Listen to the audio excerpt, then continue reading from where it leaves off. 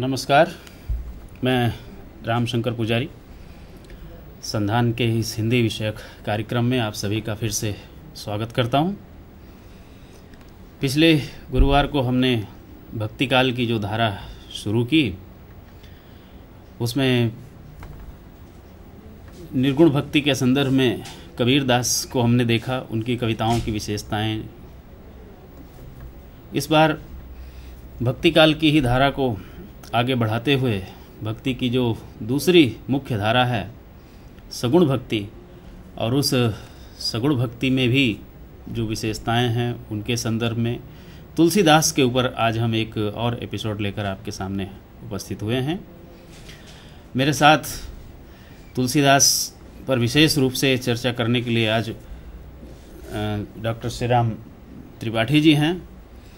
वो तुलसीदास पर विशेष रूप से आपसे बात करेंगे और त्रिपाठी जी से हम चर्चा को आगे बढ़ाएं उसके पहले थोड़ी सी बात मैं भूमिका के रूप में आइए आपको बता देते हैं। आज हमारा जो तुलसीदास पर का एपिसोड है वो किन किन मुद्दों को लेकर आगे चलने वाला है। सबसे पहले कि भक्ति काल की बात करें कि आचार्य रामचंद्र शुक्ल जो हिंदी साहित्य के इतिहास के एक आधार स्तंभ माने जाते हैं, उन्होंने भक्ति काल को मुख्य रूप से दो धाराओं में विभाजित किया था, निर्गुण भक्ति और सगुण भक्ति।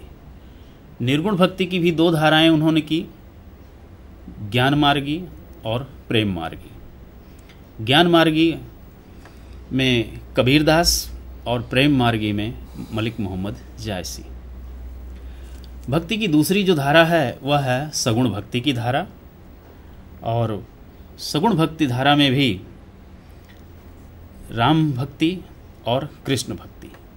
राम भक्ति के प्रमुख कवि या प्रतिनिधि कवि कहें तो तुलसीदास, जिनका सारा काव्य जो है राममय है, और उन्हीं तुलसीदास के ऊपर आज का हमारा ये एपिसोड केंद्रित है। तुलसीदास के विषय में डॉक्टर त्रिपाठी जी से मैं विस्तार से जानकारी दिलाऊं आपको। इसके पहले आइए मैं आपको संक्षेप में तुलसीदास का संक्षिप्त परिचय मैं आपको दे देता हूं। जैसा कि आप देख रहे हैं कि राम भक्ति और तुलसीदास। नमस्कार। गोस्वामी तुलसीदास, ये तुलसीदास जी का आप चित्र देख रहे हैं। और तुलसीदास जिस युग में पैदा हुए वह युग कैसा था, इस विषय में हम दूसरे विद्वानों से जाने इससे अच्छा स्वयं तुलसीदास उस समय में कैसा अनुभव करते थे, कैसे समाज और कैसी राजनीतिक स्थितियों का अनुभव करते थे, और उस इन स्थितियों के बीच में उन्होंने अपनी बातें रखीं। उन स्थितियों के बारे में स्वयं तुलसीदास क्या सोचते थे उनकी रचनाओं में, आइए वो हम देखते हैं। कि तुलसीदास ने अपने युग के विषय में लिखा है कि किसान को खेती करने के साधन नहीं मिलते थे, भिखारी को भीख नहीं मिलती थी, न तो वणिक को व्यापार ही मिलता था और न ही नौकर को नौकरी मिलती थी। जीविका विहीन लोग चिंता में डूबे हुए थे, एक दूसरे से कहते थे कहाँ जाएं, क्या करें। इस समय दरिद्रता रूपी रावण ने संसार को दबा रखा था। खेती ना किसान को, भिखारी को न भीख बली, वणिक को न बीज बनिज, न चाकर को चाकरी, जीविका विहीन लोग सीध मांद जहाँ तहाँ, कहाँ एक अनसो कहाँ जाई का करी। परिणाम स्वरूप चारों ओर कुकर्म बढ़ रहे थे, व्यक्तिगत, सामाजिक और धार्मिक सदाचार नष्ट हो रहे थे। सभी पेट की आग से पीड़ित थे। अपना पेट भरने के लिए कारीगर, व्यापारी, भाट, नट आदि अपने अपने कर्तव्य दिखला रहे थे। पेट भरने के लिए बेटी बेटी को भी बेच देते थे। किन सभी किसान कुल बनिक भिखारी भाट, और चाकर चपल नट चोर चार चेट की, अपेट को पढ़त गुण गढ़त चढ़त गिरी, अटत गहन वन अहन अखेट की। ऊंचे नीचे करम धर्म अधर्म करी, और पेट ही को पचत बेचत बेटा बेट की, तुलसी बुझाई एक राम घन श्याम ही ते, आगी बड़वाग्नि की बड़ी है आग पेट की। कीरति भनति भूलती भली सोई, सूर्य सर सम सब कह हित होई। इस प्रकार के अराजकता वाले माहौल के बीच में तुलसीदास जिस भावना को, कविता की जिस भावना को लेकर सामने आते हैं वह यह कि सुर सर सम सबका, सबके हित को ध्यान में रखकर उन्होंने जिस कविता का प्रणयन किया वह तुलसीदास की कविता की, जिसमें यह भावना हमें दिखाई देती है कि परहित सरसी, कि दूसरे का हित संसार में सबसे बड़ी चीज़ है। अपने हित में तो सभी आज के लोग लगे हुए हैं, लेकिन तुलसीदास कहते हैं परहित सरिस धर्म नहीं भाई, पर पीड़ा सम नहीं अधमाई। सब नर करहि परस्पर प्रीति, अचलहि स्वधर्म निरत श्रुत नीति। सारे लोग प्रेम में, आज जो चीज़ समाज में सबसे ज़्यादा गायब हो गई है उस पर बल देते हैं 14वीं शताब्दी में तुलसीदास। और सिया राम मैं सब जग जानी, करहूँ प्रणाम जोरी जुग पानी। तुलसीदास के जन्म के विषय में देखें, तुलसीदास 1554 विषय कालिंदी के तीर, श्रावण शुक्ला सप्तमी तुलसी धरें शरीर। तुलसीदास जी की मृत्यु के विषय में भी एक दोहा जो है ये प्रचलित है कि संबत 1680 80 गंग के तीर, श्रावण श्यामा तीज सनी तुलसी तजे शरीर। तुलसीदास जी के पिता आत्माराम दुबे, माता हुलसी। इस विषय में रहीमदास का भी एक दोहा जो है उदाहरण के रूप में लिया जाता है कि सुरतीय नरतीय नागतीय सब चाहती अस होए, गोद लिए तुलसी फिरें तुलसी सो सुत होए। इनका जन्म उत्तर प्रदेश के बांदा जिले का एक राजापुर गांव में माना जाता है। तुलसी का जन्म अभुक्त मूल नक्षत्र में हुआ था। जन्म लेते ही तुलसी के मुख से राम शब्द निकला था, अतः बचपन में तुलसी को राम बोला नाम से भी पुकारा गया। लेकिन अफसोस यह है कि राम बोला बालक को माता पिता ने त्याग दिया था। उन्हें मुनिया नाम की एक दासी ने पालन पोषण किया था, लेकिन 5 वर्ष की उम्र में ही वह भी चल बसी और तब तुलसीदास रूपी बालक भटकता हुआ बाबा नरहरिदास के आश्रम में पहुंच गया और फिर वहीं अपना जीवन बिताने लगा। तुलसीदास ने अपनी प्रसिद्ध रचना कवितावली में एक जगह लिखा है कि मात पिता जग जाई तजो, विधहू न लिखी कछु भाल भलाई, नीच निरादर भाजन कादर, कूकर टूकन लाग ललाई। राम बोला नाम हो, गुलाम राम साही को। बच्चा पैदा होता है तो माँ बाप को खुशी होती है, लेकिन तुलसी पैदा हुए तो उनके माँ बाप को परिताप हुआ। तुलसी का बचपन अनाथ था। बचपन से ही वे दरवाजे दरवाजे दीन भाव से ललाते बिललाते घूमते रहे। जायो कुल मंगन बधावनो बजायो सुनी, भयो परताप पाप जननी जनक को, और बारे तें ललात बिललात द्वार द्वार दीन, जानत हो चारि फल चार ही चनक को। बाबा नरहरिदास ने तुलसीदास को शिक्षा दीक्षा दी, बचपन से ही राम कथा सुनाई, अतः नरहरिदास को तुलसीदास जी का गुरु माना जाता है। मैं पुनि निज गुरु सन सुनी, कथा सो सूकर खेत, समझो नहीं तसी बालपन, तब अति उठा अचेत। तदपि कही गरु 12 और समुझ परी कछु मति अनुसारा। गुरु के मुख से राम कथा का श्रवण किया और अपनी मति के अनुसार आगे चलकर अपनी रचनाओं में हम तुलसीदास जी की राम भक्ति को देखते हैं। जैसे जैसे राम भक्ति के क्षेत्र में तुलसीदास जी की लोकप्रियता बढ़ती गई, वैसे वैसे उनका विरोध भी हुआ। जब लोग उनकी जाति पाति की चर्चा करके उनका उपहास उड़ाते, तब तुलसीदास सबको यही कहकर जवाब देते थे कि धूत कहो अवधूत कहो, रजपूत कहो जुलाहा कहो कोऊ, और काहू की बेटी सो बेटा न ब्याहब, काहू की जाति बिगारी न सोऊ। तुलसी सरनाम गुलाम है राम को, और जाको रुचय सो कह कछु ओऊ, और मांगी की खैबो मसीत को सोईबो, लैबो को एक न दैबे को दोऊ। किसी से एक न लेना, न किसी को एक देना, न किसी की बेटी से बेटा ब्याहने की बात सोचना। आखिर लेकिन बाद में हम देखते हैं कि तुलसीदास जी का भी विवाह हुआ दीनबंधु पाठक की पुत्री रत्नावली से, और बचपन से जो व्यक्ति प्रेम के अभाव में बचपन बीता और बाद में रत्नावली का प्रेम मिला, तो प्रेम मिला साथ में फटकार भी मिली। हम सभी जानते हैं इस घटना को। उसके विषय में यह जो दोहा प्रचलित है रत्नावली का कि लाज न आवत आपको दौरे आयहु साथ, धिक धिक ऐसे प्रेम को कहा कहूँ मैं नाथ। अस्थि चर्ममय देह यह तापर ऐसी प्रीत, और तिसु आधो रघुवीर पद होत न तौ भव भीत। पत्नी की यह फटकार तुलसीदास को बहुत ही ठेस पहुंचाई। एक चीज़ जो हम आज त्रिपाठी जी से जानने का प्रयास करेंगे कि तुलसीदास को हम भक्त के रूप में देखते हैं, लेकिन उनके बीच में उनके अंदर एक स्वाभिमानी रूप जो तुलसीदास जी का है, एक अहंकारवादी जो रूप जो है, अभी तक मैं समझता हूँ कि कहीं पर भी मैंने इस रूप को पढ़ा नहीं है और न ही मेरे सामने इस रूप की बात आई। लेकिन त्रिपाठी जी से हम जानेंगे कि क्या तुलसीदास के अंदर ऐसी कोई अहंकार वाली बात रही है, कोई स्वाभिमान वाली बात रही है कि जहाँ उनको ये कहना पड़ा है कि चित्रकूट के घाट पर भई संतन की भीड़, और तुलसीदास चंदन घिसें तिलक देत रघुबीर। इस दोहे का क्या गूढ़ अर्थ है, क्या जो हम अर्थ जानते हैं वही है, इस विषय में भी हम त्रिपाठी जी से आगे बात करेंगे। आइए अब तुलसीदास जी की कुछ जो रचनाएं प्रसिद्ध हैं उन रचनाओं पर एक नज़र डाल लेते हैं। तुलसीदास की रचनाओं में सबसे जो प्रसिद्ध है वह है श्री रामचरित मानस।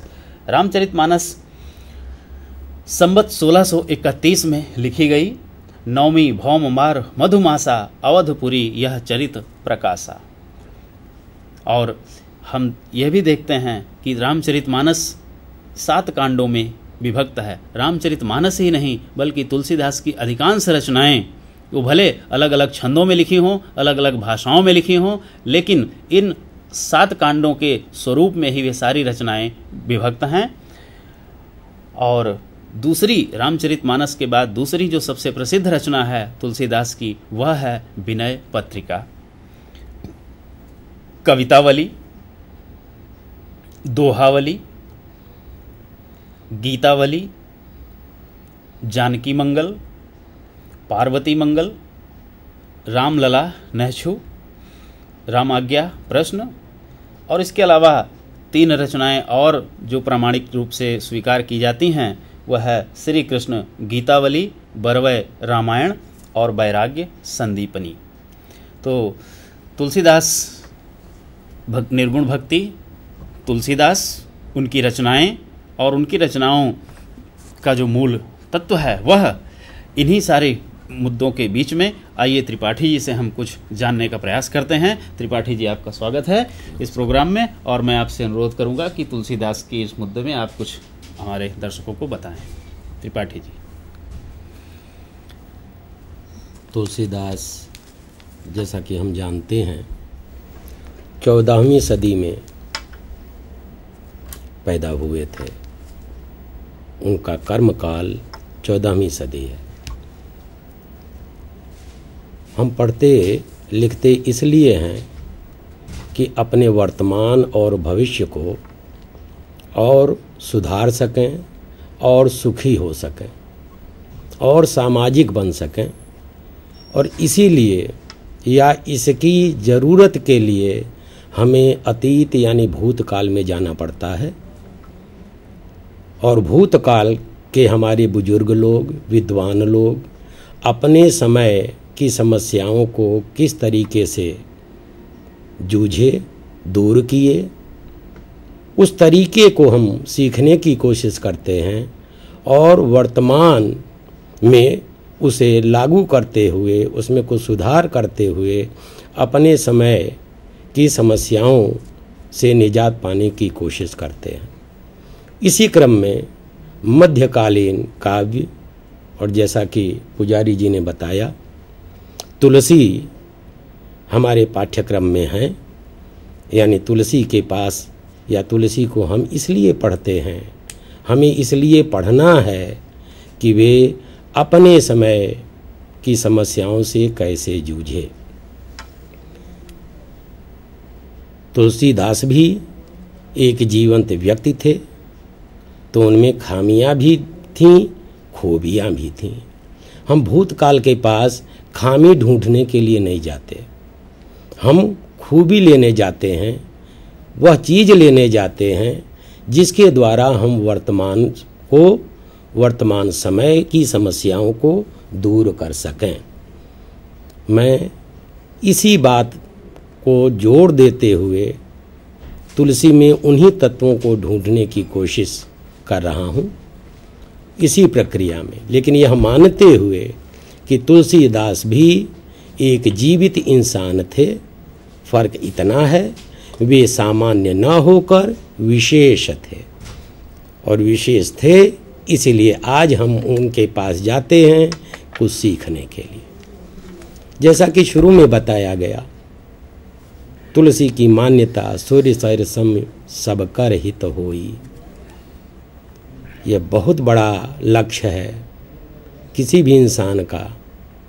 सूर्य सर सम सब कर, बिना अपना पराया का भेद किए और सबका कल्याण करने की कोशिश, कल्याण की चाहना, और इस चाहना की प्राप्ति के लिए खुद कदम उठाना, कोशिश करना, शायद यही मनुष्य के वश में है।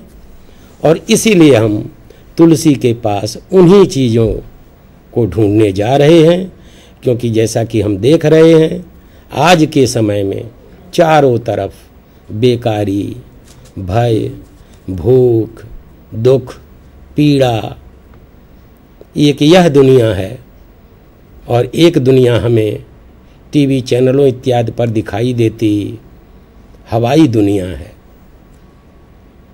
कोई भी रचनाकार, कोई भी सर्जक जमीनी जीवन को उठाता है, क्योंकि जमीनी जीवन ही मूल जीवन है, वास्तव जीवन है।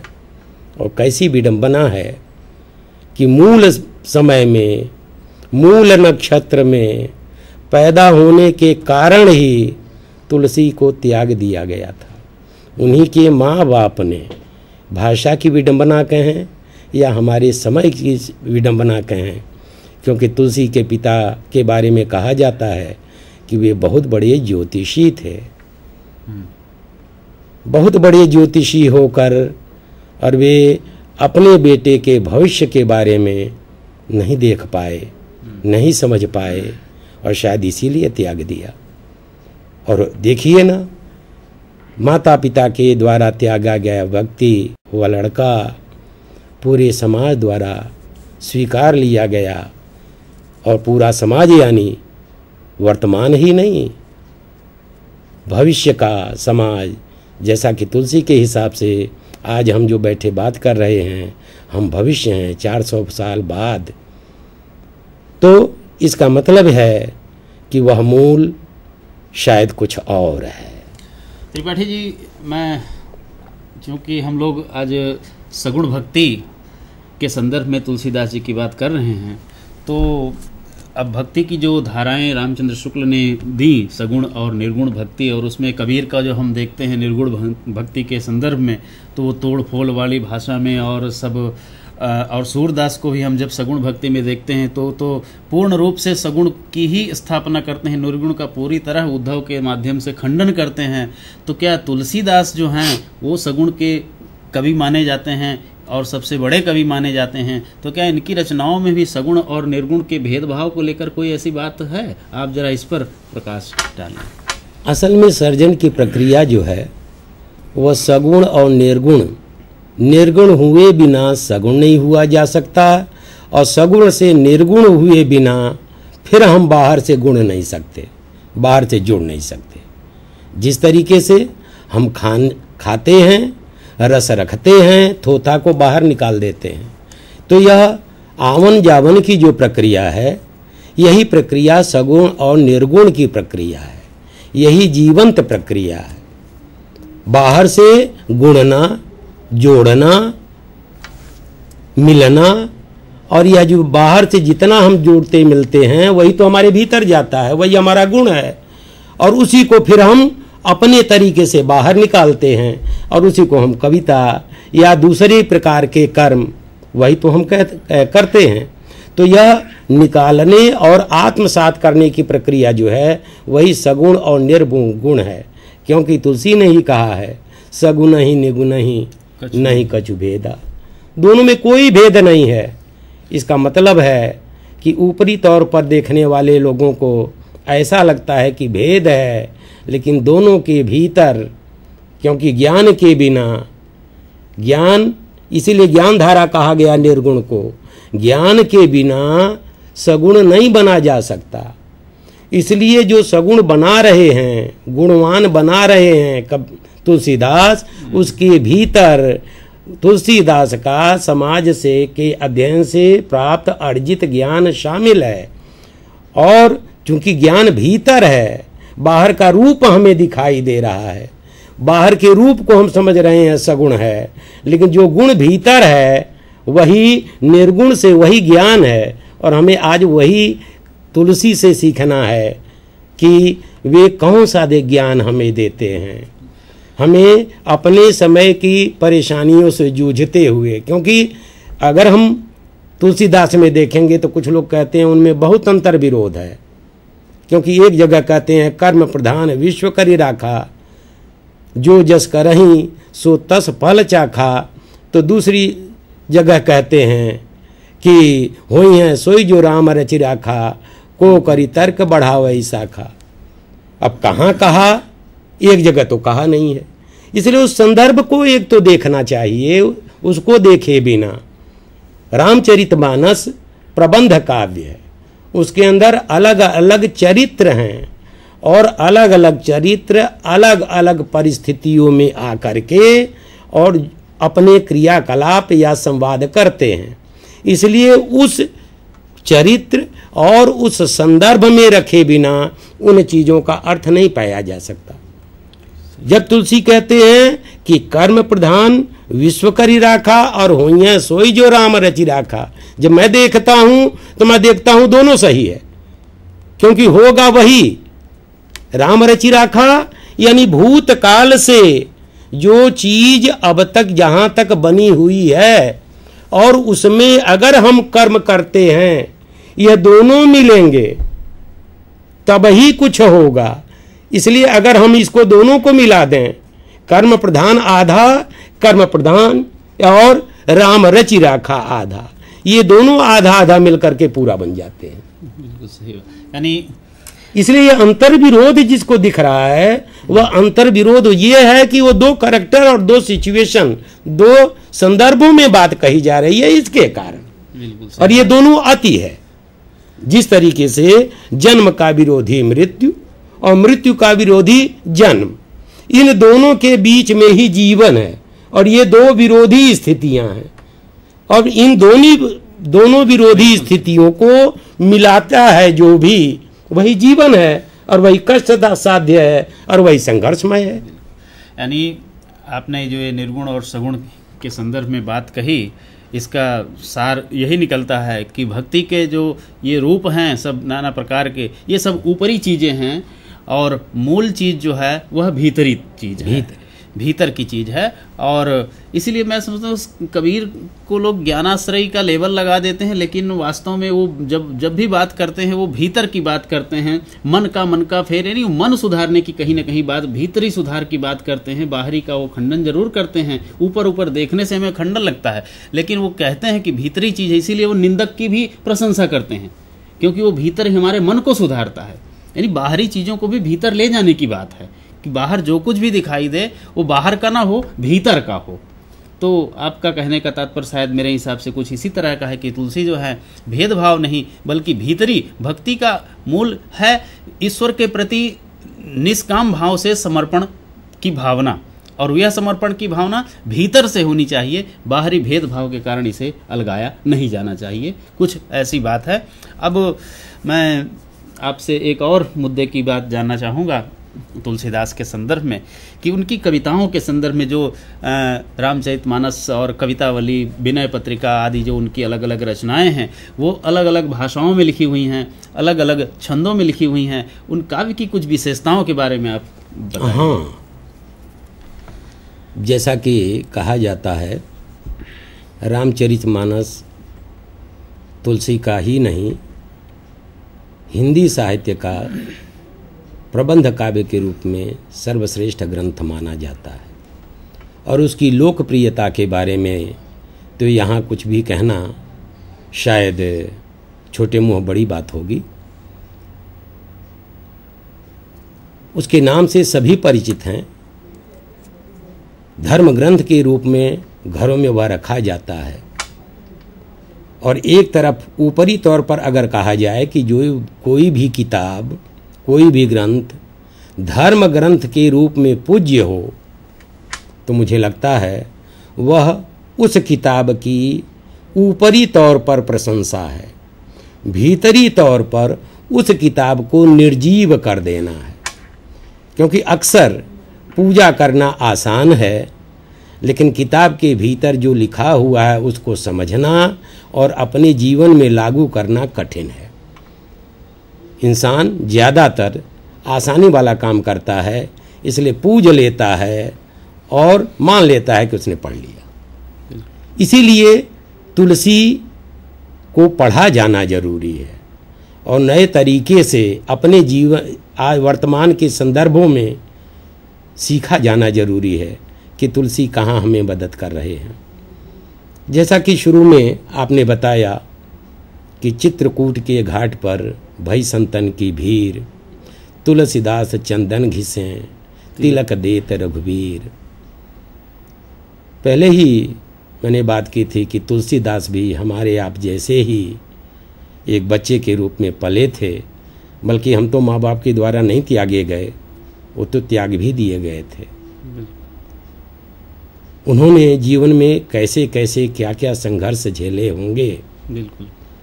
तो रामचरितमानस उनके युवा काल की रचना है और युवा काल में इतना बड़ा काम, प्रबंध काव्य लिखना सामान्य बात नहीं है।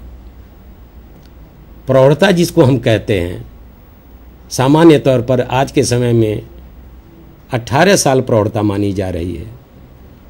18 साल का कोई भी व्यक्ति मत दे सकता है और उसके द्वारा चुना गया व्यक्ति लोकसभा या राज्यसभा या विधानसभा का प्रतिनिधि बनता है। यानी आज के समय में 18 वर्ष का व्यक्ति प्रौढ़ माना जाता है। लेकिन जीवन के क्षेत्र में जिसे प्रौढ़ कहते हैं, उसके आते हुए 40-50 साल की उम्र लग जाती है। हमारे हिंदी साहित्य में तो 50 वर्ष के बाद लोग युवा कवि और युवा आलोचक, युवा लेखक बनते हैं। सही बात। तो किस क्षेत्र में इस युवा की बात हो रही है? तो तुलसी का युवा काल मेरे दिमाग में 40 के आसपास, 45 के आसपास वाले तुलसीदास जी मुझे लगते हैं।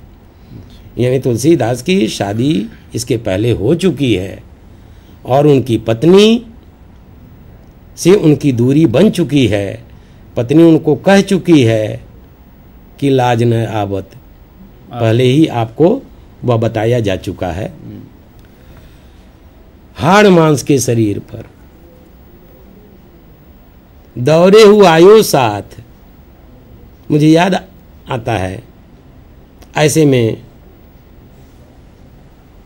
गोपियां और कृष्ण। सूरदास ने गोपियों की विरह कथा लिखी। गोपियां और कृष्ण विवाह संबंध नहीं है उनमें, वो किशोरावस्था में है। लेकिन तुलसी और उनकी पत्नी पति पत्नी हैं, शादीशुदा हैं, मायके गई है। इतना विरह तुलसी बर्दाश्त नहीं कर सकते। वह बस इतने के लिए इतनी देर, 2 दिन, 4 दिन, 8 दिन, 10 दिन, महीना आप मेरे बिना नहीं रह सकते। यह जो एक भाव है, तुलसी ने इस मर्यादा को तोड़ा। हम तुलसी को मर्यादावादी कहते हैं, लेकिन मर्यादावादी तुलसी कब बने? पत्नी क्या कहती है? मर्यादित, क्योंकि ये सामाजिक जीवन है। लेकिन वह पत्नी की बात उनको बाण की तरह लगती है। जैसा हम समझते हैं, पुरुष पत्नी को कह देता है तो पत्नी सुन लेती है, सह लेती है।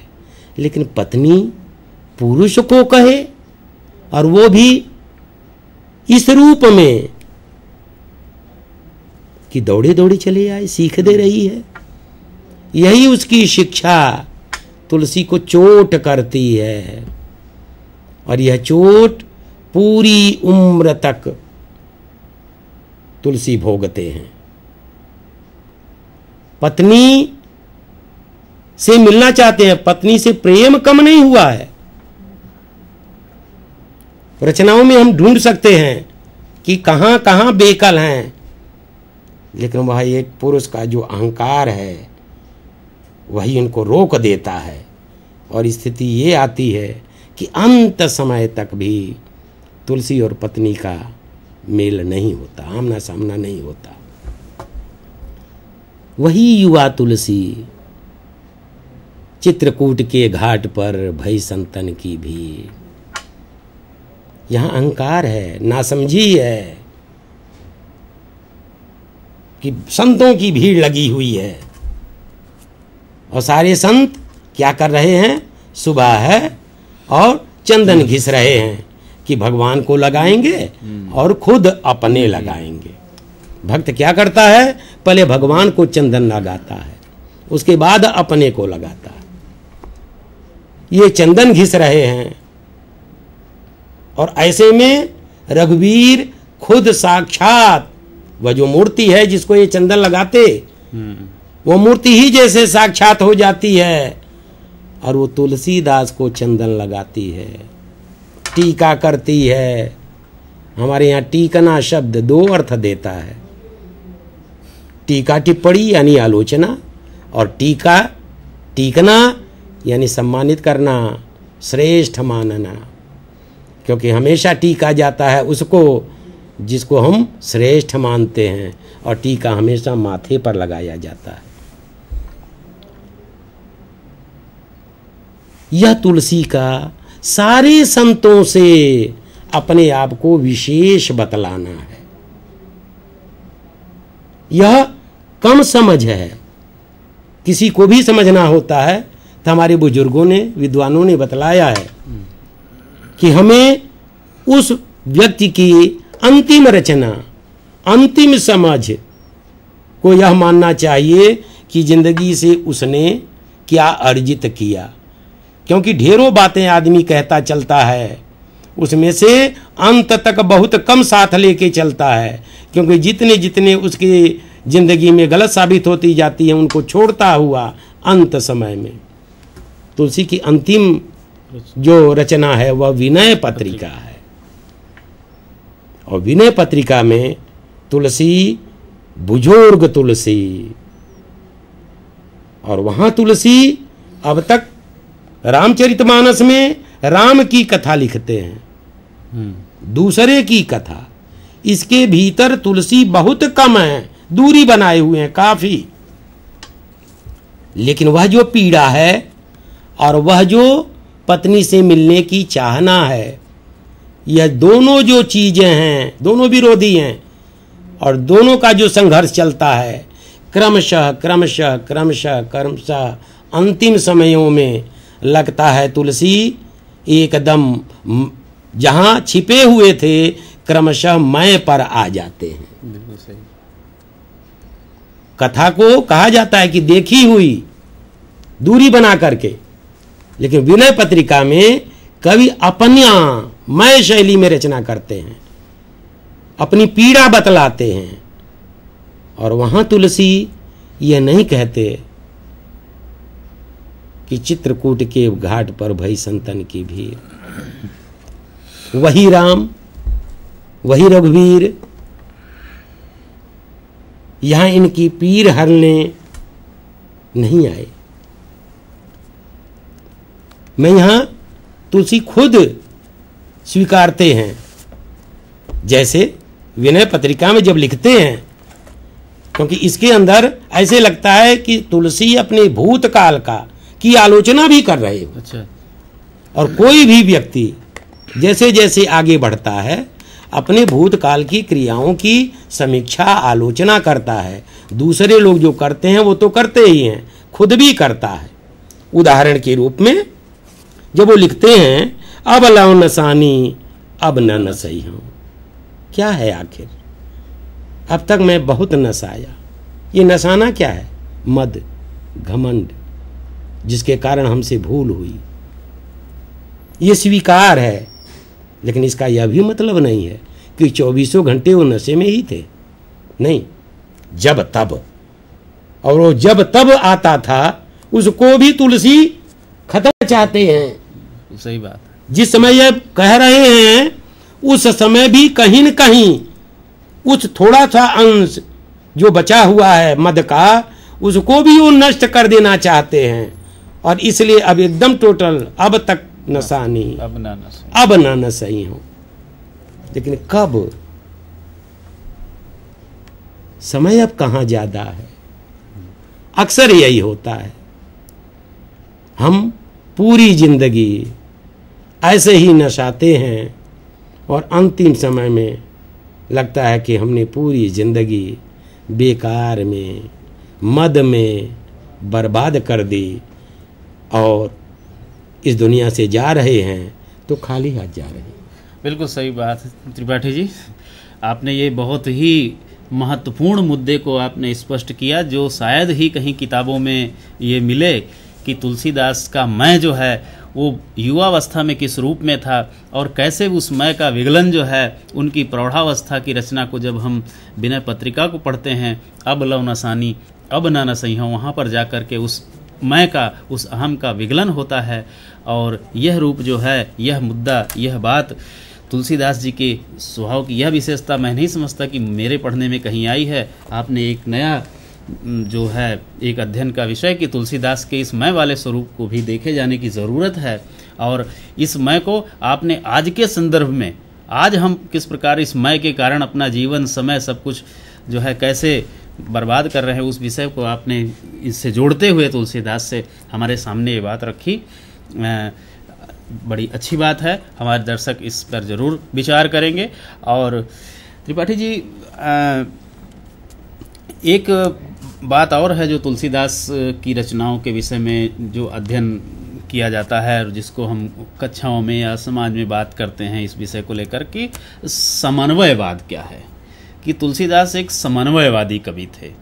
तो जरा सा आप संक्षेप में, मैं चाहूँगा कि समन्वयवाद के विषय में कुछ स्पष्ट कर दें और उसके बाद फिर मैं एक और बड़े मुद्दे पर आपसे जानना चाहूँगा। लेकिन फिलहाल तो समन्वयवाद के ऊपर आप कुछ, इसे भी थोड़ा समझने की ज़रूरत है। बिल्कुल। सर्जन प्रक्रिया जो है वो समन्वय की प्रक्रिया है। ज्ञान की प्रक्रिया चीज़ों को अलगाती है। मैं उदाहरण देके बताना चाहूँगा। घर में, हर व्यक्ति के घर में सब्जी पकती है, खाना पकता है। आलू, प्याज, कोई हरी सब्जी, नमक, हल्दी, तेल, बघार के सारे सामान, ये सारे सामान अलगाए जाते हैं, अलग होते हैं। और उनमें से जब चीजें, कंकड़, पत्थर, दूसरी चीजें जो निकालते हैं वो अलगाने की प्रक्रिया है। और जब वो साफ हो गए, जब अब उनको आप मिलाते हैं तो ये बनाने की प्रक्रिया हुई। ठीक। तो साफ करना चीजों को और इसके बाद बनाना, यही तो समन्वय है। अब समन्वय क्या है? अब उस सब्जी में नमक जितना पड़ा है, क्या वो उसी मात्रा में आलू भी पड़ेगा? नहीं। जिस मात्रा में हल्दी पड़ी है उसी मात्रा में हरी सब्जी भी पड़ेगी? नहीं। यानी किन चीजों की उसके अंदर कितनी मात्रा में जरूरत है, उसको उसमें मिलाना ही समन्वय है।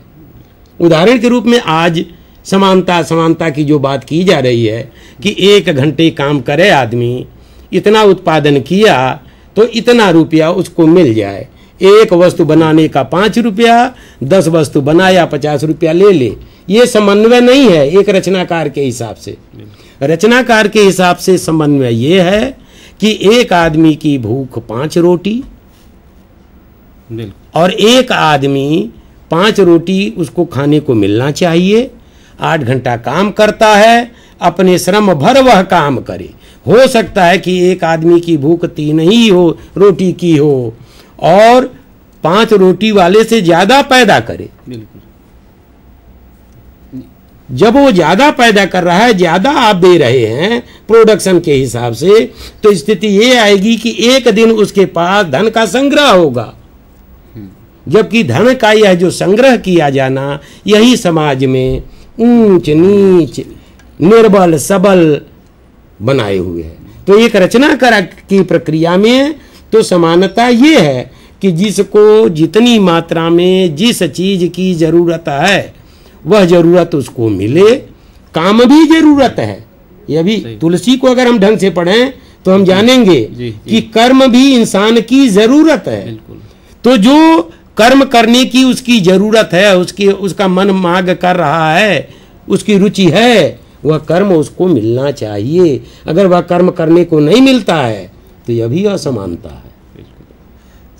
तो इसी कहा भी है कर्म प्रधान। हाँ, चिराखा वाली जो बात तो है। यह जो समन्वय वाली चीज है, वह समन्वय का मतलब समान, यानी एक वजन एक धारिता में नहीं, बल्कि जिस चीज की जितनी वहां जरूरत है उतना मिलाने से वह चीज और रोचक और सुंदर और स्वास्थ्यवर्धक बने। ठीक, ये समन्वयवाद की ये एक नई विचारधारा आपने जो है वो सामने रखी। और एक समय चूँकि हमारा 1 घंटे का ही है, उस समय की मर्यादा है, तो एक जो बड़ी बात है तुलसीदास जी के साहित्य का उद्देश्य जो है उस पर जो कहा जाता है कि तुलसी का सारा जो सर्जन है वो लोक मंगल की भावना को लेकर है।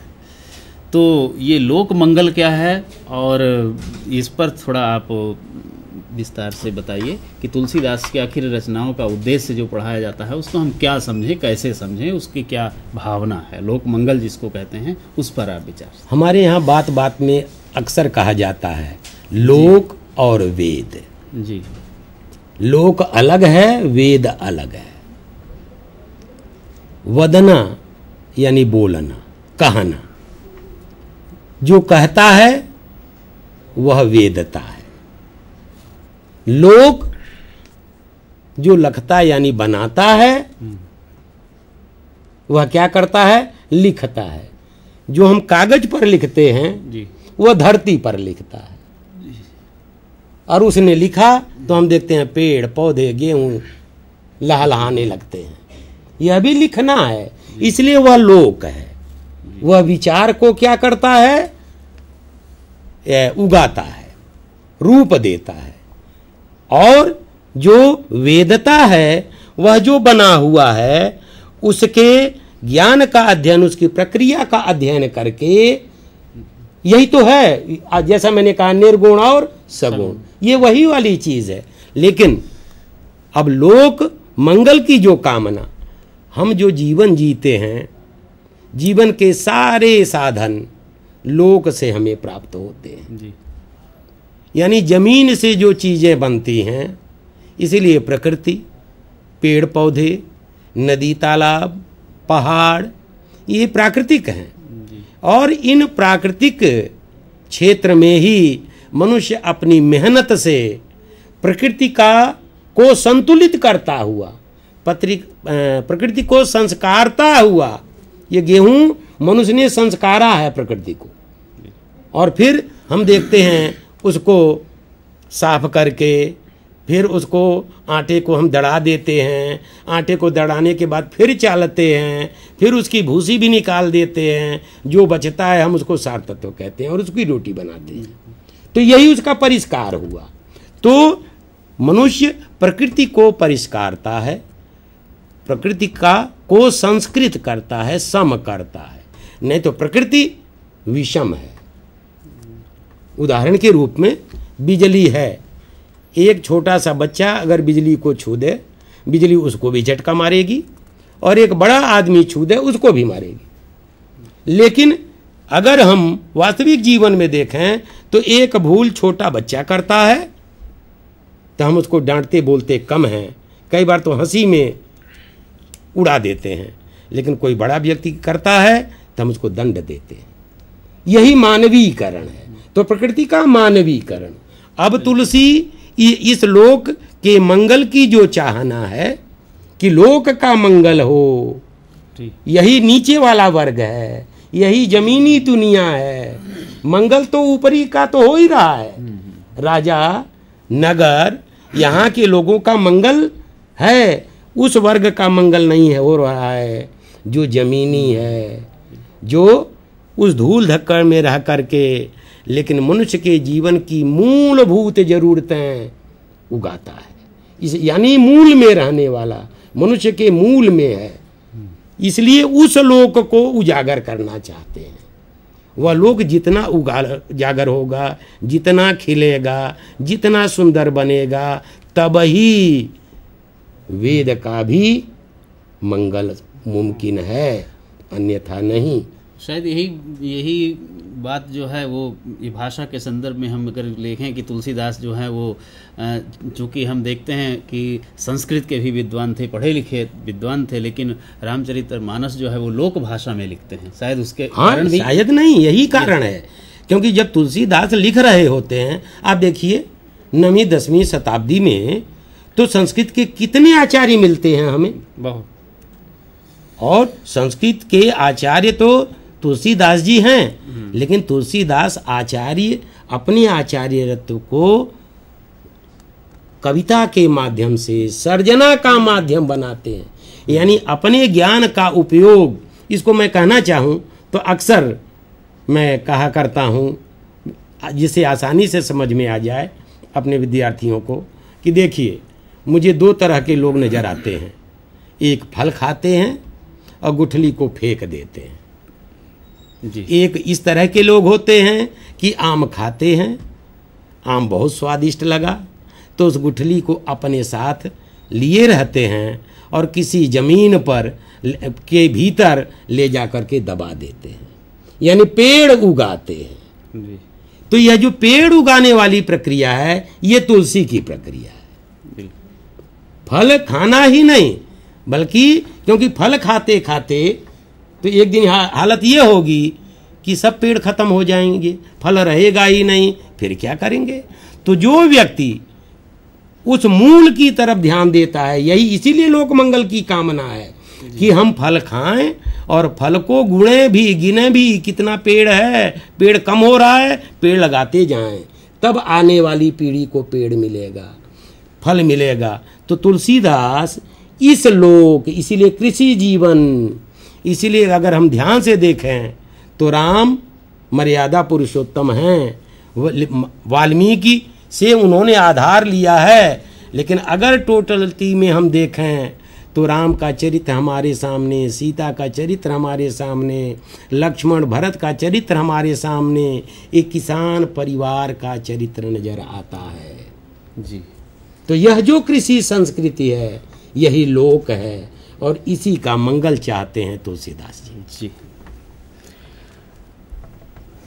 हमारे गुरुवर त्रिपाठी जी से तुलसीदास के संदर्भ में बहुत सी चीज़ें स्पष्ट हुई हैं, सगुण और निर्गुण के संदर्भ में, समन्वयवाद के संदर्भ में, तुलसी के व्यक्तित्व के संदर्भ में, और लोक मंगल की जो दूसरी बातें हम किताबों में पढ़ते हैं उससे कुछ हटकर कुछ नई बातें हमारे सामने आपने रखी हैं।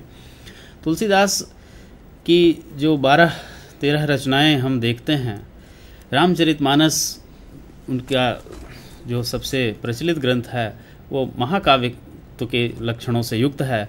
इसके अलावा विनय पत्रिका और कवितावली, गीतावली, दोहावली, बरवय रामायण, ये सारी तो रचनाएं प्रसिद्ध रचनाएं हैं, खंडकाव्य महाकाव्यत्व के लक्षणों वाली हैं। लेकिन इसके अलावा तुलसीदास ने कुछ ऐसी छोटी छोटी 20-20, 22-22 पदों की रचना भी की है। जैसे एक बहुत प्रसिद्ध तो नहीं कह सकता हूँ, लेकिन बहुत महत्वपूर्ण रचना है वो तुलसीदास के एक अन्य पहलू को समझने के लिए, और वह है रामलला नहछू।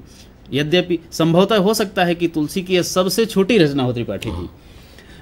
इसमें 22 छंद हैं और यह जो है सोहर छंद में लिखी है। जो गांव में स्त्रियां जो हैं मंगल प्रसंगों पर, पुत्र जन्म का प्रसंग हो या विवाह आदि का प्रसंग हो, ऐसे प्रसंगों पर वो सोहर छंद में स्त्रियां गाती हैं।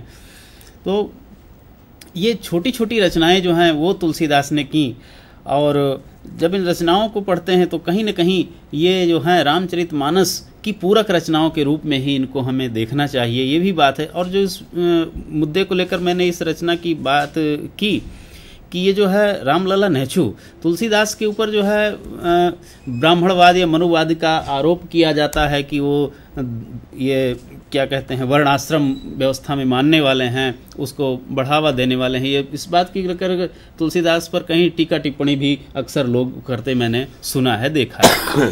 तो मैंने ऐसे ही एक बार ये रचना छोटी सी उठाई, रामलला नेछू, चूँकि मैं उस हिंदी प्रदेश से संबंध रखता हूँ जहाँ सोहर आदि हमारे घर में आज भी गाई जाती हैं, तो मैंने कहा सोहर है अगर देखा जाए तो रामलला नेछू, विवाह के प्रसंग में एक नहछुर नख काटने की जो है क्रिया होती है, और मंडप के नीचे माँ जो है अपने दूल्हे बनने वाले पुत्र को गोद में लेकर बैठती है और नाइन जो है आती है नख काटती है, और उस समय स्त्रियां मंगल गीत गाती हैं।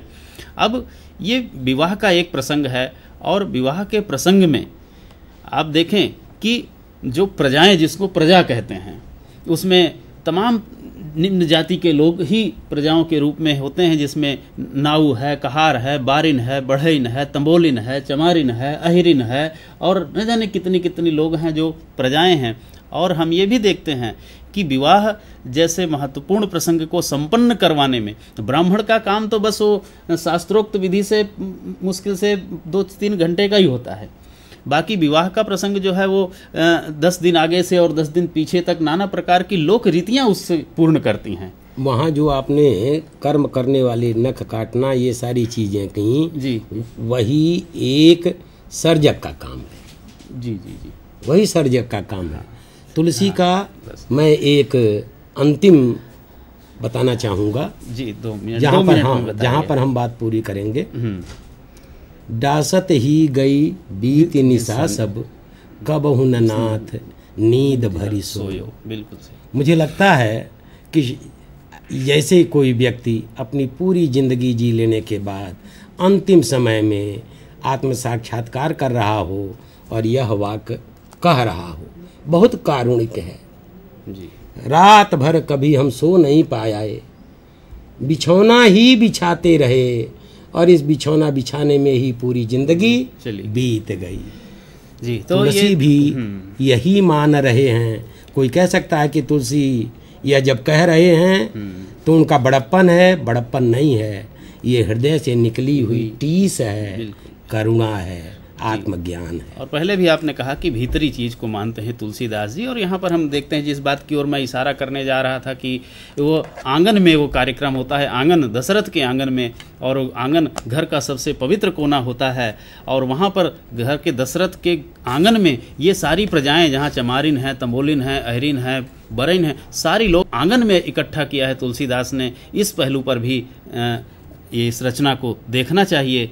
और त्रिपाठी जी, आपका जो है मैं बहुत आभार मानता हूं कि आप मेरे साथ आए और तुलसीदास पर आपने अपनी ये विशेष बातें कुछ रखी हैं हमारे विद्यार्थियों को, और इससे ज़रूर लाभ होगा। और मैं फिर आपका एक बार आभार दर्शन करता हूं और इस कार्यक्रम को मैं पूरा करता हूं। नमस्कार।